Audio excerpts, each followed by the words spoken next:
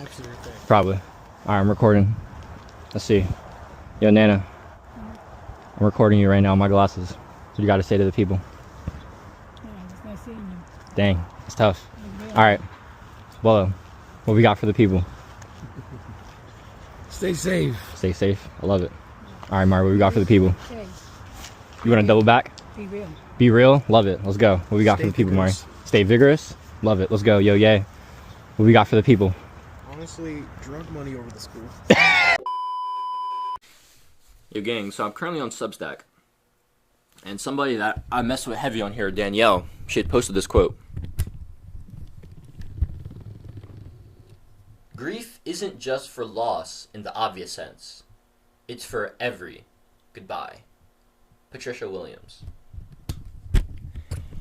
And, yeah, I mean, it's just so true, bro. I'm not gonna lie.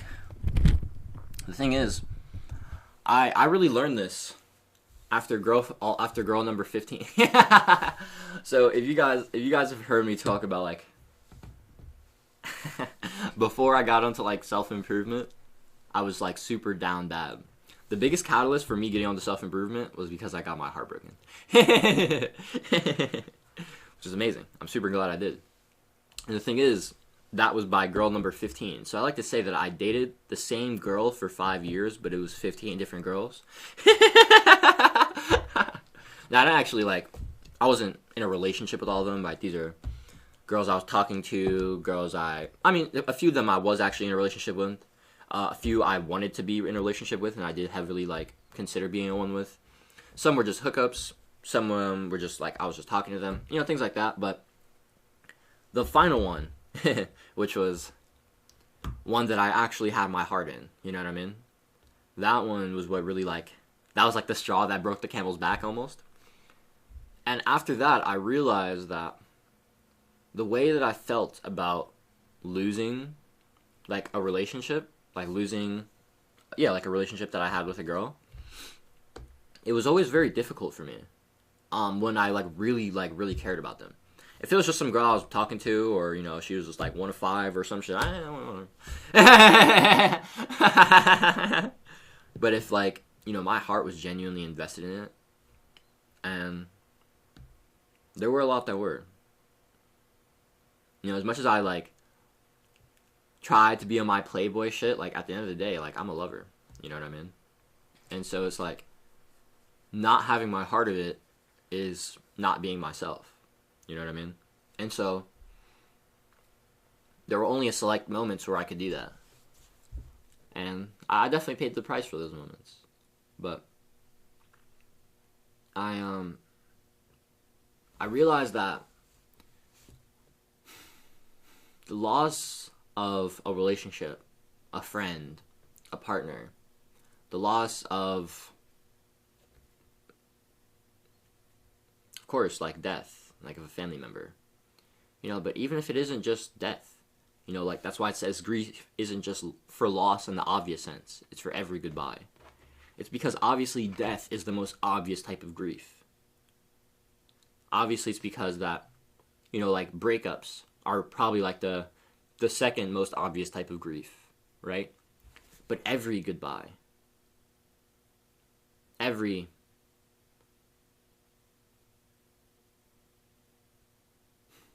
cycle that comes to an end, there is grief for.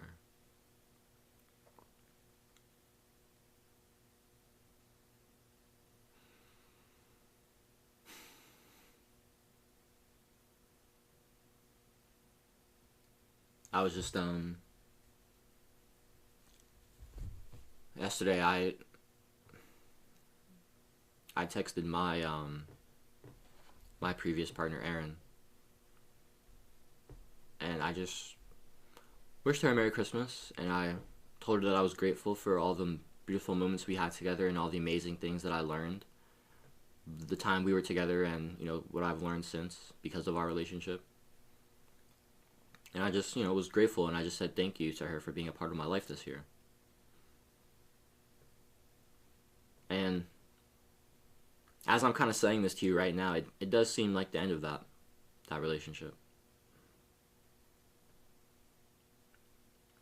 I don't think that me and Aaron are on the same timeline. I don't think that me and Aaron are really going in the same direction. I thought we were, but since I've had to learn more things about myself and about life and about my direction and about what I want, and I realized that those paths actually aren't aligned, which is why we aren't together anymore.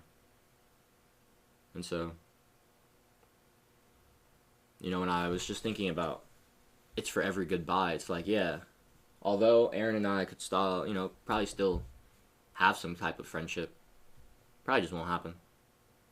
And honestly, I'm not really interested in making that happen either, you know?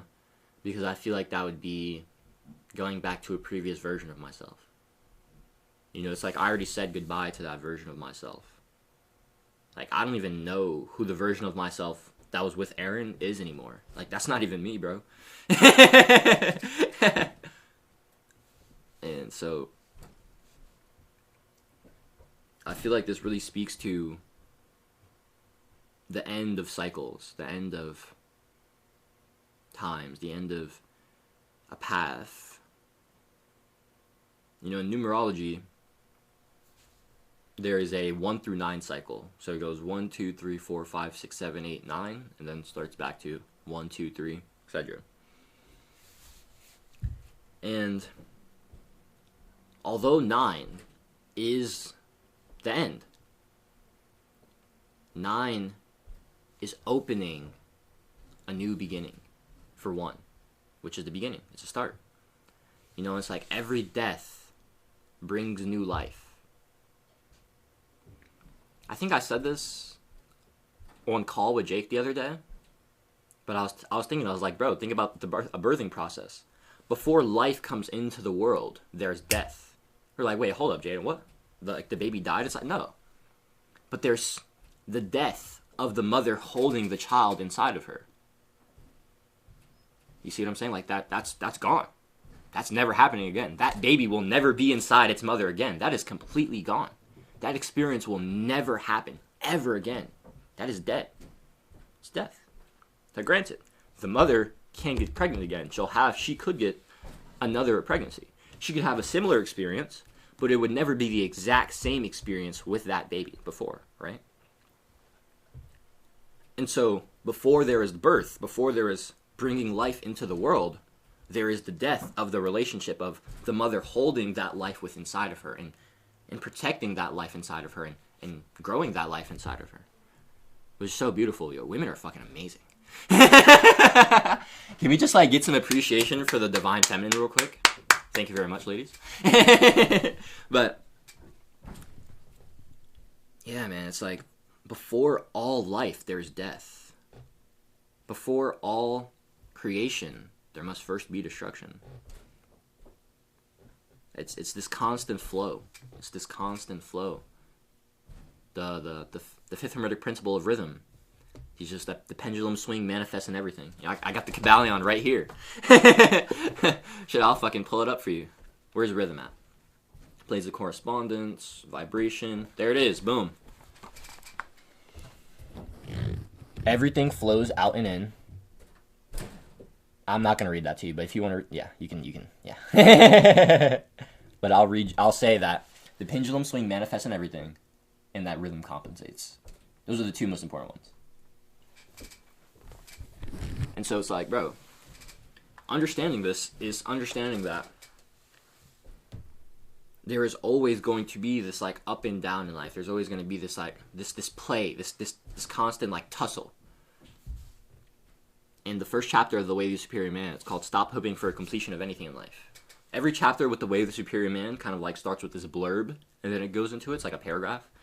The final chapter of The Way of the Superior, the final sentence of the first blurb, it goes along the lines of something like this. It says, the challenge in life, the masculine challenge in life, is to tussle, play, and make love to the current moment while giving your unique gift. It's to not hope for a completion of anything. It's to not wait for tomorrow to start pursuing your purpose. It's to not wait for tomorrow to start making action towards your goals. It's to not wait till tomorrow to be your truest and most authentic self. It's to live as that right now. Because the thing is, it will never end. The rhythm, the constant up and down of life, it will never end. The constant in and out, the constant flow, it will never end. The problem and solution cycle will never end. And so it is the point of life is to make love in the moment. It is to play with the moment. It is to love the moment. It is to laugh with the moment. It is to experience the moment. It is to wonder about the moment. It is to be curious about the moment. It is to embrace the fullness of the moment. Because at the end of the day, what else do we have besides this moment right now? What else do we have right now besides the presence? Besides where we are living in eternity. Because that is what presence is. It's when you step out of duality, you step out of time, and you step into the eternity of your nature. That's why when you get into flow states, and flow state is just being in presence, being in oneness. It's not being the doer, but being the observer. That's why when you get into flow states, it's such a peak human experience. It's such a felt and divine experience. It's such a fulfilling experience. It's because you're connecting with that truest part of yourself. It's because you're allowing that divine will to move through you. And the thing is, like, all of us have access to this. It's merely a matter of, are you willing to take the punches where life brings them? And are you able to see the lesson, see the times, not as things that, were happening for you. I mean, things that are happening to you, to victimize you, to make you weak, to show you that life doesn't love you, that nobody cares about you, and that this universe is out to get you. Because it's not. Because this universe loves you, and it's here to care for you, and it's here to serve you, actually. It's here to serve you, so you can serve it. The universe is here to serve you. God is here to serve you. I want you to think about that. I want you to think about that. God is here to serve you, so you can serve God. And some people may hear that and be like, oh, Jaden's talking fucking nonsense, right? This is bullshit, he speaks blah, blah, blah, blah, blah, blah, blah, blah, whatever. You may think that, but I want you to think about this. I want you to think about this. Think about your parents. Think about your parents, okay? When you be, like, let's say, like, your parents, right? When you're in school, your parents want you to get good grades. Why? Why do your parents want you to get good grades? Realistically, it's because they want you to be the best version of yourself. It's because they want you to be the highest realized version of yourself. Now, granted, some of that may come with some toxicity. Some of that may come with some darkness, some separation, some shadow behind it. There may be some abuse. There may be some negativity. There may be some trauma there, right? There may be some not loving approaching. There may be some not loving approach to the way that your parents enforced you getting good grades or whatever, or the reasons they want you to get good grades. But at the end of the day, more often than not, your parents want you to get good grades because they just want you to be the best version of yourself. Right? And so, thinking about that, you would want to get good grades so you can serve you. Right? It's like your parents are telling you to do something, and it may seem restricting to you. It's like, oh, I gotta get good grades. What if I want to get bad grades? What if I want to fuck around in school? Right? What if I don't feel like it? I get it. I get that. And it's like you think that they're limiting you, they're restricting you. But it's merely your perception. Because if you just shifted your perception and saw that your parents were really trying to do this for your highest evolution, you'd see that they weren't trying to hold you or keep you contained. They were trying to serve you and keep you, and to expand you. And that is what God is trying to do for us. That is what the point of this life thing is. It's like God wants us to be better so we can serve the world better. God has work He wants to do, right? He has things He wants to change. He has things He wants to build. He has people He wants to build up. He has movements He wants to build up. He has, right, all this amazing, beautiful things that, God has plans for, and we have no fucking clue for. Right? And that's awesome. Because we don't have to know. But God has these things that God wants to do. Awesome. And the thing is, we're supposed to be doing them. we're supposed to be doing them, on behalf of God. God wants to use us to do the work in our world. You know what I mean? On earth. As humans, as the people who are the inhabitants of earth, God wants to do work on earth through us. I mean, this makes sense, right? Okay. And so it's like, when God tells us things, when God serves us lessons, when God gives us hard times, when God gives us struggles, it's so we can be better. It's so we can have that highest version of ourselves. And then that highest version of ourselves, will be able to serve God better. Because the thing is, like, your parents want you to be the best version of yourself. Your parents want you to get good grades so you can what? Have a good income, have good money. Just live a good life. And, if you live a good life, and, even if it's not financially, like the best, if you genuinely have a happy life, your parents felt like they want. You know what I mean? It's like, what else do parents want but for their kids to be fulfilled? Loving parents, at least, right? Non-controlling parents. Parents who have dealt with their shadow, for the most part. Right? And so it's like, your parents want to serve you so you can serve them. And so they can keep serving you. It's a constant cycle. Like I said, that's the law of rhythm. And so God wants to serve you so you can serve God, so God can keep serving you. You see what I'm saying here? Life is all about this rhythm. All of it. Everything in life manifests in the cyclical. You know what I mean? The grief stage, life and death, problem and solution, light and dark, giving and receiving, whatever. The masculine and the feminine. And so we can't see these hard times, these struggles that God gives us as... We can't merely view them as traumas that are out of our power to transmute, out of our power to create agency, to make change in our life. We can't view ourselves as victims because we're not. You may have been victimized, but you are the only person keeping yourself in victimhood. That's a fact. This is going to be a very provocative story. Like, honestly, like trigger warning. But this is such a powerful story. Honestly, I don't remember the exact name of the woman. But this woman was she was a very mystical, very spiritual, very like evolved soul. She's an extremely tapped in spiritual master, spiritual leader.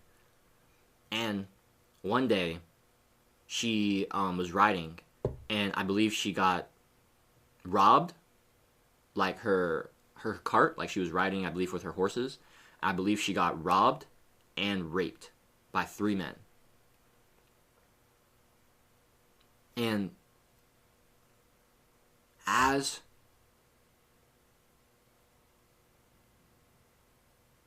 her abusers are abusing her, she's holding so much love in her heart. She recognizes the pain that is inside of them that they can't express. She understands the hate, the unexpressed emotion, the anger, the sadness, the fear, the pain that is inside of them, that they don't know how to channel any other way besides aggression, besides abuse, besides darkness. And so when they enforced that upon her, she took it. And her light didn't waver. And after her abusers abused her, she held space for them.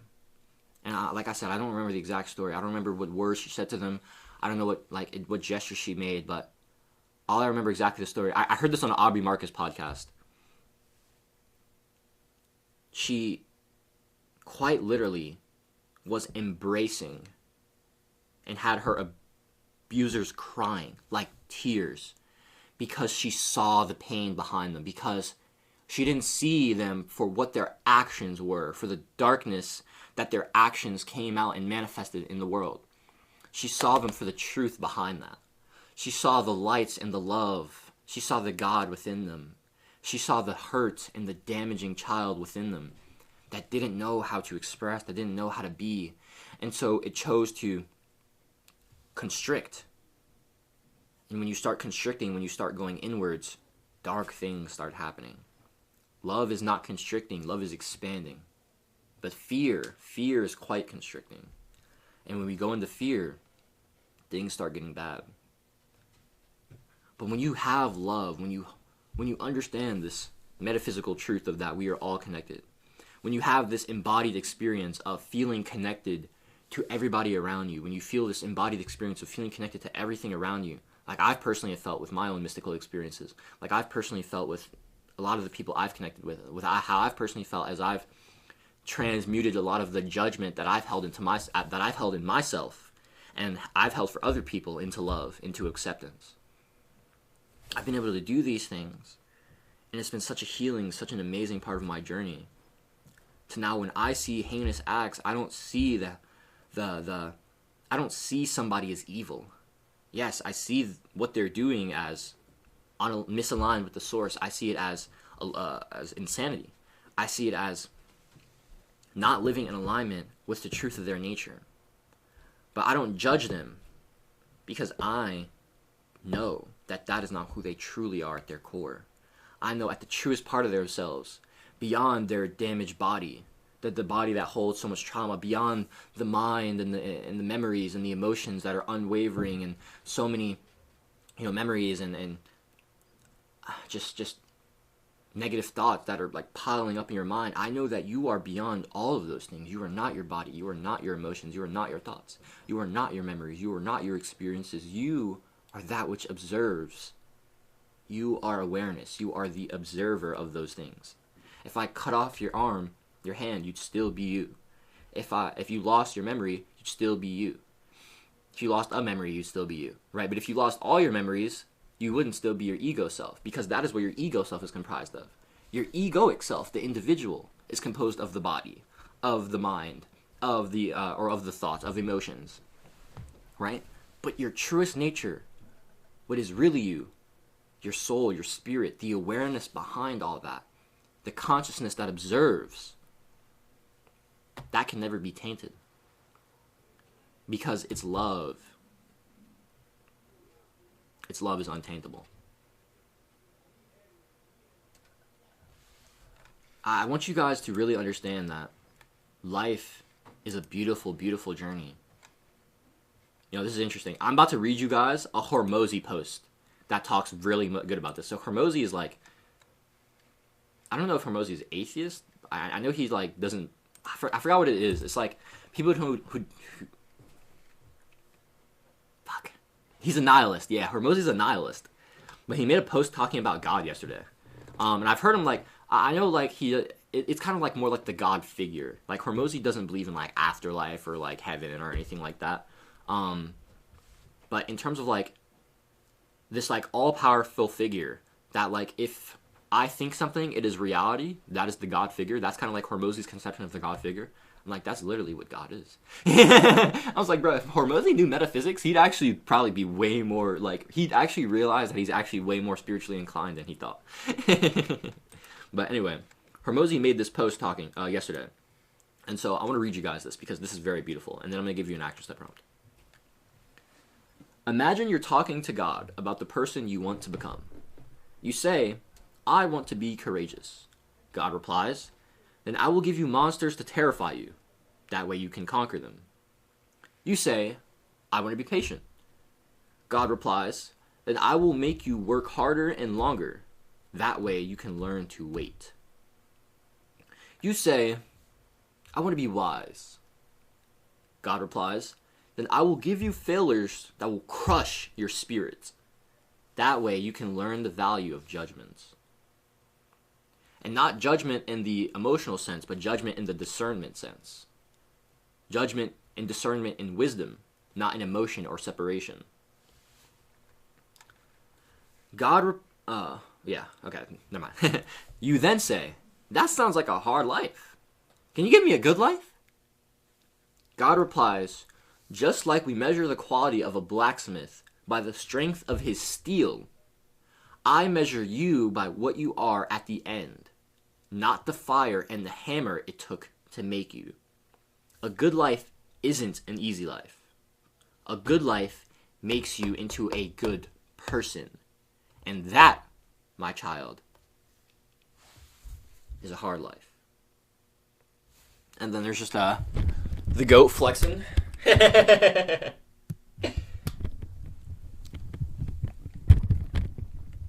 Guys, the thing is, like, your soul came here to learn. Your soul came here to learn lessons. Your soul came here to evolve. It came here to get to the highest version of itself, to reach its highest potential. And the thing is, you're not going to hit your highest potential playing on fucking easy mode all the time. This is one of the pitfalls of the digital renaissance. You know, I love the digital renaissance. Like Hormozy, I heard him talking about this the other day. He said it's never been easier to win. It's also never been easier to be more distracted. It's like the digital renaissance is such a powerful double-edged sword. Because you can absolutely wield that motherfucker to create outstanding impact in the world, to create financial independence for yourself, to provide outstanding impact to others, to make a creative impact that genuinely makes you fulfilled and mean something to you.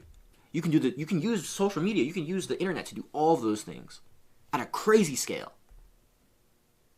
But you can also use social media to keep you stuck in an escapism cycle. You can also use social media to watch porn. You can also use, or the internet, to escape your reality, to stay programmed in a thought cycle that keeps you limited. Social media can either be your greatest tool or your greatest weapon. And by your greatest weapon, I mean the greatest weapon that your enemies use against you. We like to go, oh man, is it the, someone likes to call them the, what is it, the attention monkeys? Nah, not the attention monkeys. Fuck, I forgot. There's like this super funny name for the people who like to steal your attention. Anyways. You know, this talking had started out a bit random, you know, talking how I was a bit, you know, going into, talking about how grief isn't just for, you know, loss in the obvious sense.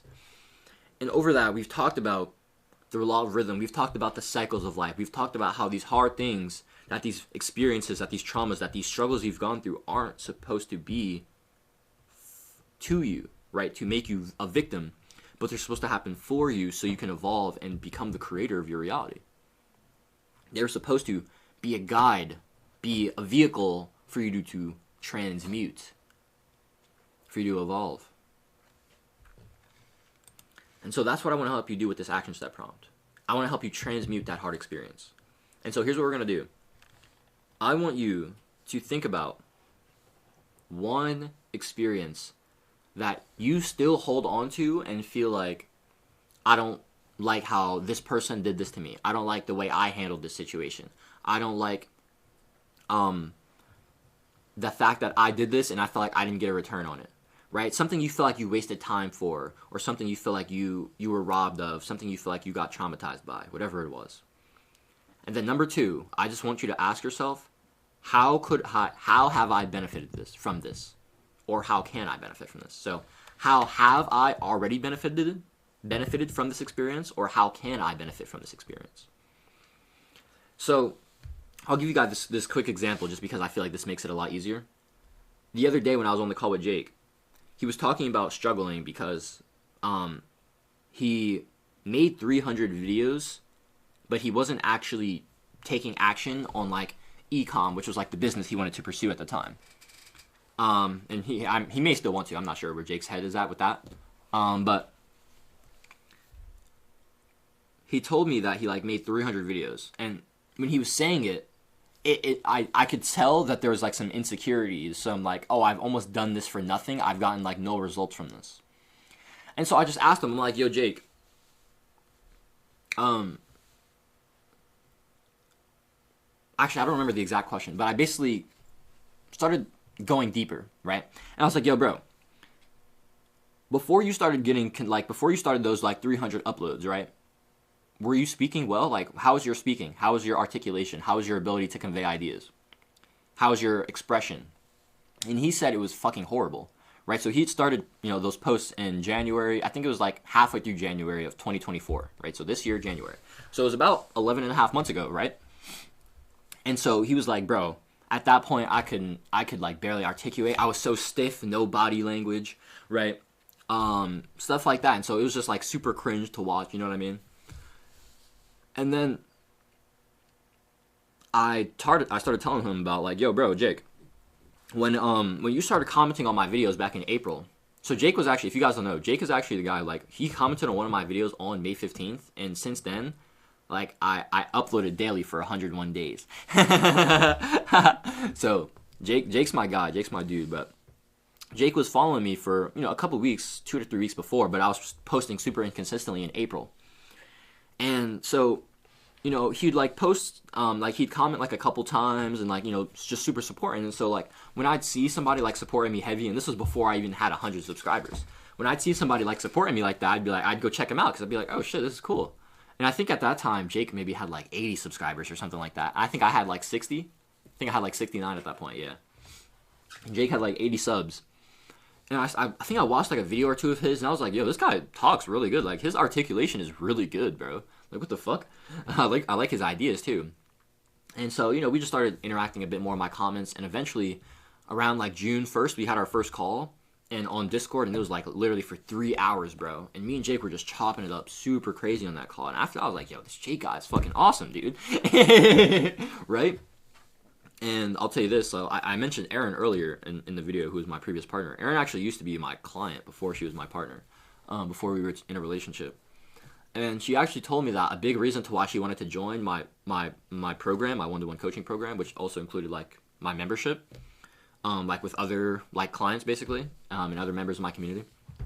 It was because of like the calls that I was uploading to YouTube of me and Jake. So she would see those calls, and like she'd be like super intrigued to like want to hop on those and like talk with us, because she saw that me and Jake were like, just like super into it. We were in the flow of creating. We were sharing ideas, and she just really liked how we spoke. And so it's like, bro, you have two people around the time of like June, July-ish, who are talking about like how Jake's speaking skills were like really, really good. And bro, like Jake started like he was posting like mainly like raw talking heads. He actually posted like for 100 days straight, he did 2 videos a day, fucking crazy. And then after that, he started getting into more like, not necessarily like cinematography, but just more like cinematic stuff, like some more like vlog type shit. And that was just super cool content. He'd have like multiple angles. He had his music in there. He had like a cool color grade on there. He'd be writing and like he'd be articulating his ideas super well. And those videos were popping, bro. Dude went from like 200 subs, I think, in like June. And then he ended like August with like 500 or some shit like that. It's like, bro, Jake was killing it, dude. And then he started falling off. He started lacking because he started to he decided that he didn't want to keep posting videos, yapping, but not actually like making progress or taking action with like ecom, which was the business that he was kind of yapping about and that he wanted to pursue and like take action in. And so, I was kind of just walking him through his journey of the last year. And like to the point where it was like right now on that call, I'm like, yo, Jake, your speaking skills are fucking amazing. Your articulation is amazing. Your ability to create visuals on the fly is fucking amazing.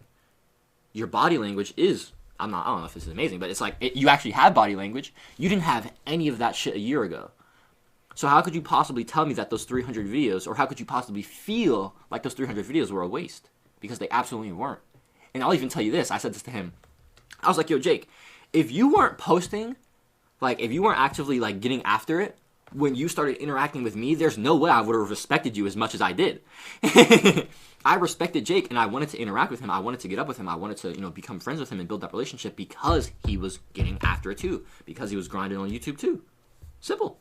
It's like, bro, if you weren't making that content, this relationship wouldn't even be a thing.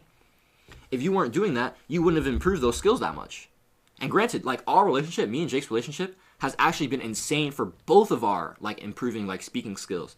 Because once we started hopping on calls consistently in June and July, like we were hopping on like hour, 2, 3+ hour calls every day, and we were just going back and forth, articulating ideas, sharing stories, doing visuals on the fly. Like that improved our speaking so much.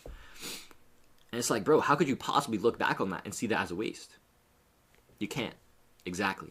That is transmutation. That is going from one pole of, ah, man, this sucked, this didn't even look like anything, like, I did this for nothing, to like, wait, hold up, this was actually for my highest benefit. I've actually learned, I've grown, I've evolved because of this effort. There is no fucking such thing as wasted time. There's no such thing as wasted time. There's only the price you paid for the lesson to learn. That is all. That is all. That's what I'm ending the video with. If you want to learn more about the mental and digital arts of transmutation, you can check out that third link in the description. It's called the Digital Alchemist Blueprint. It's a no BS guide to the arts of digital and mental transmutation. I wanted to make that ebook. It's completely for free, by the way. I wanted to make it as good and as practical as possible. There's action steps at the end of every single chapter. There's 9 parts. The first 7 are really about like mental health and like mental alchemy and inner work and healing. And then the last 2 are more about business and YouTube and like digital alchemy stuff, you know what I mean? But those first 7 parts, like basically every chapter has like subtopics within it. And so basically every concept has like action step prompts. Every chapter ends with an action step prompt. This guide is really fucking practical. I tell you the stories that have gone through me so you can see, oh wow, Jaden's actually lived this shit. I tell you the insights that have helped me. I tell you the action step that I've literally thought through for you so you can just do them and make the progress that you want to make. And so if you watch this video, if you mess with any of my content and you're like, yo Jaden, I'm fucking tired of living the life I want to live. I want to mentally heal. I want to start creating. I want to start getting after it. Yo, I have a free book for you. It's the third link in the description. Go get it right now. All right? Simple. And if you're really ready to change your life, if you're spiritually inclined, multi-creative, who's ready to improve your mental health and practically 2 to 5x your productivity in 90 days so you can more consistently pursue your multiple passions and just live a more fulfilled life, Digital Renaissance Academy is the place for you to do that. That's the top link in the description, all right? Do it today. Better for it tomorrow. Stay blessed and stay loving. Catch y'all.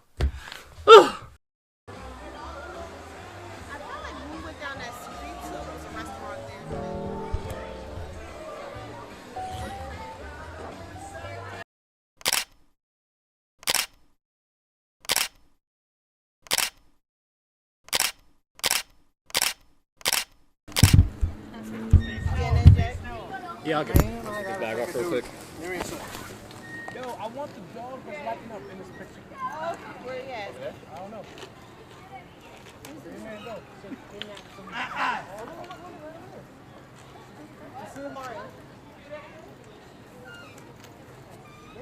Oh, I don't know. Was I in this picture? Or? Yes.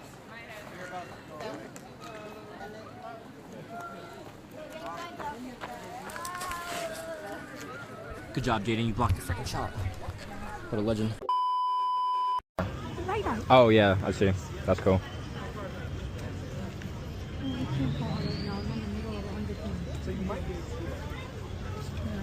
In the middle of the party, get off me. Where's everybody? Let's go, Nana. Come on, I got you.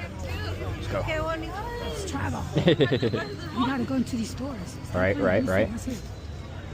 What we got? I think this is like an American store. Well, actually, I don't know. No, we're going to owe somebody over here, so but we're going to owe somebody. It's pretty now. You have all the trees. Yeah. Oh, that's nice. Okay. Tim's Wooden Toys. The snack shop. What? That sounds cool. Oh, is that Martin? What is that, Martin Wooden Sodas? Ooh, maybe. That'd be cool. I would like to just see that. Maybe. Let's see. We're going in here. Yeah. We're going in here. Excuse me, boss. Oh, no, it's broken, Nana. Oh, okay, good. Yeah. Thank you, though. This is not it. Nah. Hold up. You've been gypped. Yeah. Excuse me. Is it? Oh, I think it's this one. Over here? Would it be over here?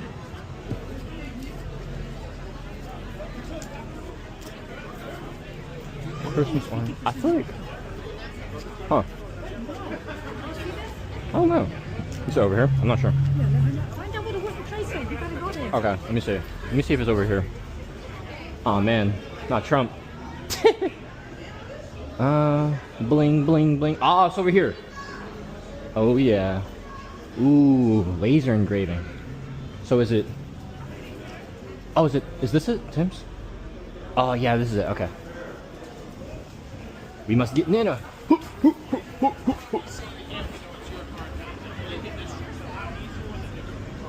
Here you go, Nana, I found it. Come on. Oh, what are we doing? Don't say his name. They're trying to put his name in the class if he knows what to do. Okay. Monique. Good to meet you, man. Hello. What's your name? Anna. Okay, look, here's what we'll do like this. We got, as long as you do handshakes fast, never are. That's right. Say stop whenever you're ready. Okay, set it right there. I know what everybody's thinking, right? Just in case he's cheating, look, we will wipe off his fingerprints. Right. I respect it. I respect it. He feels good. Yeah, they all Look, fell. that's still the card, yeah? All right. Yeah. Okay, if not, I fooled myself, the trick will be over, right? Okay. Right. Mix up the deck a little bit, right? What's your name? I'm Jaden. I knew that, right? I was testing. Of course. Just say stop whenever you're ready. I'll even throw them on the ground, but then we got to play a game called 52 card pickup. Yeah, I wouldn't want to play that. I'm not It's a gonna. horrible game. All right, let's get it. You ready? All right. Stop. Good right there? Boom. All right, we'll just leave right there. Right there. Really big. Who's got the marker? What's the marker? I Boom. knew that. I was testing it, right? Right. Just sign your name really big right there. We're not going to say whose signature's better. He's a doctor. You see that? Oh, yeah. Straight to CVS, he sent them. Right. Y'all gonna love this. It's the best part of the trick, right? Over the top of him. Look at this. I never played basketball a day in my life. Okay, I just wear the shoes. Never. Right. Just the J's. Exactly. Yeah. I feel that. Hold out your hands like this. Yeah. Pull back your sleeve a little bit so everybody knows you're not cheating. Everybody feel better? Right. Look, No deceit. signature like this. No, seriously. I mean, I know I'm cheating, but I get the cheat kind of thing. Put your other hand on top. Right, and if you could look, say top or bottom. Which one? Top. Okay. Look, I call this the crisscross, but don't quote me on this because I have no idea if that's what it's called, kind of thing. I got you. Right, watch this. Look here, like this. Look at this. And it jumps over here like this. Yeah, flip over that one. Look at this. And it's gone. Right? I never said what we were gonna do though. So look, we'll do the same exact thing again in slow motion. Look, Right. like this, right? Here, watch me use a you had a different method. joker, Look at this, watch. and now it's to a diamond. Look at that. Okay. And it just jumps over there. I get lost halfway through. I was hoping we could come together and figure this out together, kind of thing. Hold out your hand. Right. We gotta warm this up because if we don't, I can't feel my fingers, and then that's the hardest. I'm going off muscle memory right now. Right. Look at this signature like this. Watch this. Look here. Look at that. You can see that, right? Okay. Okay. Look, squeeze onto that. Yeah. Don't let it go because then you give someone a tattoo and it'd be a lawsuit. Okay. Be the fourth one this week, right? All right. Dang. There's only 7 days in a week. Yeah. For this one. Whenever you're ready, look, take it and then just toss it in the middle. Just throw it. Look at that. And it lands on one like that. Okay. Ain't that weird? That's. Right, but I'm not gonna lie. That's pretty crazy. What was the first card? What was the first one? First call. Yeah. That was mine. That was yours. Okay, you don't gotta say it because I agree that'd probably be a bad magic trick. Yes. Just shake it like this though. Look at this. Look at that right there. You get the two of spades like that. If I don't catch this, we blame it on Mother Nature. Okay. That's fair enough. Okay, so obviously that's Mother Nature's fault right there. Rip Mother Look at Nature. this. We won't do nothing crazy. Look at this. Just off her foot like this. What the? Nah. That's mad crazy, dog. Yeah, there you go. You should be the Joker, no? Yeah, flip it over. Yeah, on you? Yeah, come on. This is that's a That was magic great. trick too. Yeah, that's a magic trick. I like Magnetic scam. Yeah, that was great. You can keep that, man. That's yours all day long. It's an experience all in one kind of. Yeah, that was great, Scott. Appreciate it. Yo, Scott, that was awesome, bro. Yeah, absolutely. Great time. That was awesome, bro. Yeah, thank you so much. You got Instagram? I do have that. Yeah, I got Yeah. social media. Manipulator of Illusion. Just Oh, that's you right there, before bro? and after the- Oh, that's fire, bro. Yeah, whatever happened to the pen and the marker? Oh, that's the best part. You never know. I don't know. Oh, Wello going crazy. No, you weren't supposed to tell me. Yo. Letter and then underscore. Okay, Jay, we going? Yeah, let's go, Nana. Let's go before the light changes. Yeah, I only have 13% on my camera too. Oh, on my glasses too. Nah, it's okay. We should be able to get it. Should be able to get it. It's right here. Yeah, yeah. I'm gonna just throw them in the case after this. Yeah. All right, let's see what we got. Oh, this is so cool. You could take it and paint it. Yeah, and do the painting. Yeah, this is great. Oh, this is great. Oh, this is awesome. Oh, this is cool. Yeah, this is That's great. so cool. Your name here, right? I Right. like these. Yeah, you could use that at the paint. Yeah, he was great, right? Yeah, that guy was so He good. was great. Can I have something like that, Jay?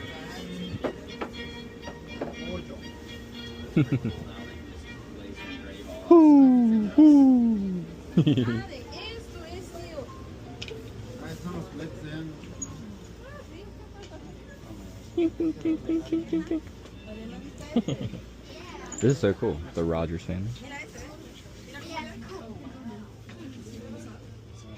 Okay, Jay, it's small. We could do it. All right, we out. Yep.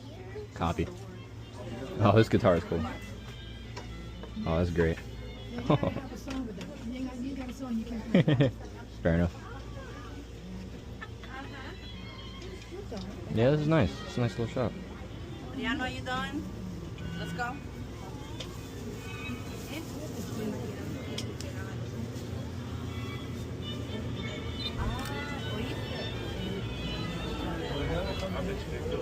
Are they coming this way?